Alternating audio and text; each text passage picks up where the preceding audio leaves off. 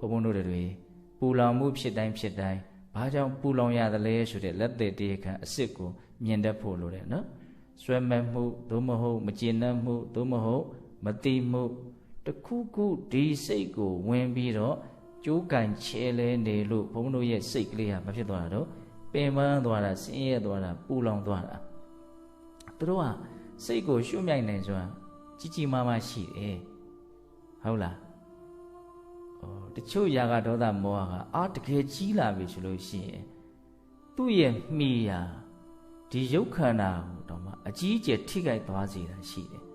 တချို့ဆိုလို့ရှိရင်အသက်ပါသေးသွားတာတောင်ရှိတယ်ဘုန်းတို့စာထဲမှာမှတ်တမ်းတင်ထားတာလေမှတ်မိနေတာလေးတစ်ခုပေါ့တီဟိုကျွန်းမှာတကယ်ဖြစ်ပျက်ခဲ့တဲ့ဖြစ်ပျက်တစ်ခုကိုတက္ကရာတွေထဲမှာမှတ်တမ်းတင်ထားအဲ့ဒီတုန်းကဘိက္ခုနီသာသနာမကွယ်သေးဘူးဘိက္ခုနီမ